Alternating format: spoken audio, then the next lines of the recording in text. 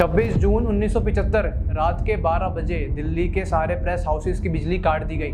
सुबह होने तक जयप्रकाश नारायण, वाजपेयी, अडवाणी जैसे टॉप लीडर्स बिना किसी नोटिस के जेल में थे।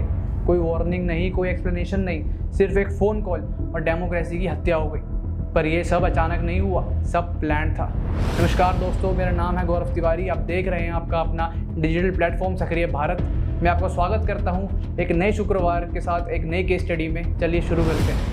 जनवरी 1975 में ही इमरजेंसी की स्क्रिप्ट लिखी जा चुकी थी, क्योंकि लोग इंदिरा गांधी के खिलाफ आंदोलन कर रहे थे, क्योंकि लोगों का मानना था कि उनकी सरकार पावर का मिसयूज़ करके चुनी गई थी। देश भर में स्टूडेंट यूथ इंदिरा गांधी के इस्तीफे की मांग कर रहे थे। बंगाल के सीएम सिद्धार्थ शंकर राय ने इमरजेंसी के पेपर ड्राफ्ट करने स्टार्ट तक कर दिए थे।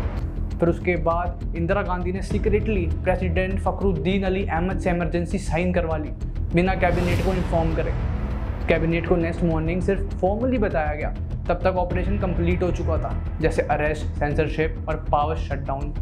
MISA और दूसरे लॉज के तहत 1 लाख से भी ज़्यादा लोगों को बिना ट्रायल जेल भेज दिया गया। फिल्म आंधी बैन कर दी गई, क्योंकि लोगों को लगा वो इंदिरा गांधी पे बेस्ड है। संजय गांधी के ऑर्डर्स पर 1.5 लाख से ज़्यादा झुग्गियां और घर तोड़ दिए गए। टर्कमैन गेट पर प्रोटेस्ट कर रहे लोगों पर पुलिस ने फायरिंग की, बस्तियां जलाई गई, बेरहमी से लोगों को मारा गया। उसके बाद संजय गांधी का population control programme out of control हो गया। 8.3 मिलियन लोगों की ज़बरदस्ती नसबंदी कर दी गई। जॉब, राशन, लाइसेंस के लिए लोगों से नसबंदी के सर्टिफिकेट मांगे जाने लगे।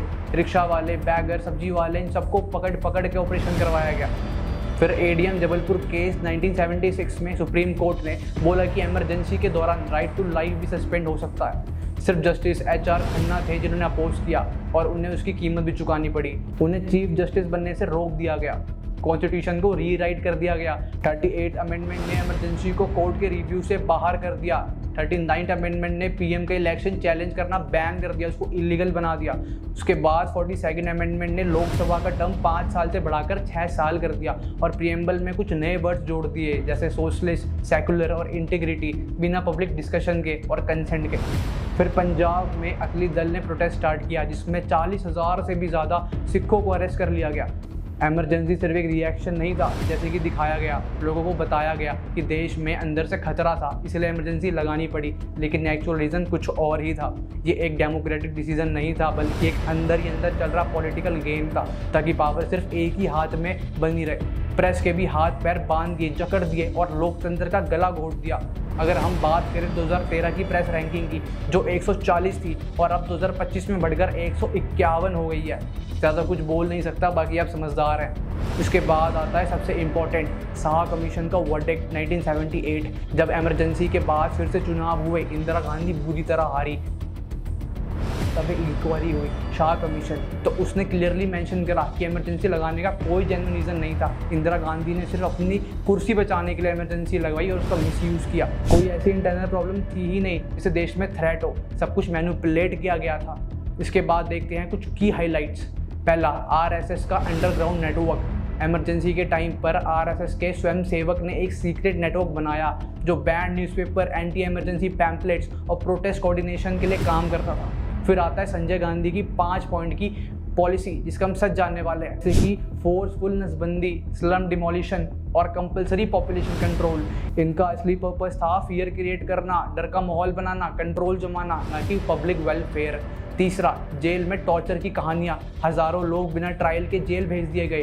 कई लोगों को मेंटल टॉर्चर किया गया, भूख से मारा गया, और कुछ लोगों को इलेक्ट्रिक शॉक तक दिया गया। ये सब कुछ ऑफिशियली डिनाई कर दिया गया था, पर यह सच है। चौथा, Rajnarayan case, trigger point of emergency. Allahabad high court ने इंदिरा गांधी को 1971 इलेक्शन में धोखा देने के दोषी पाया और उनकी MP सीट को कैंसिल कर दिया। 13 दिन के अंदर ही इमरजेंसी लगा दी गई, ताकि पावर लूज ना हो। पांचवा, मीडिया का गला घोट दिया गया।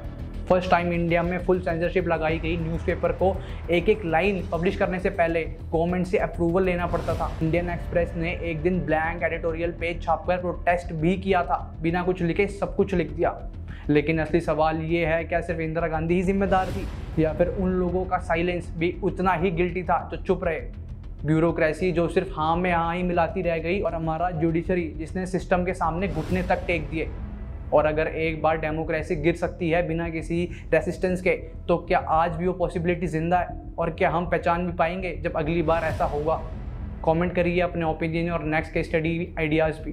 तब तक के लिए मैं चलता हूँ, मिलूंगा आपसे अगले शुक्रवार। जय हिंद, जय भारत।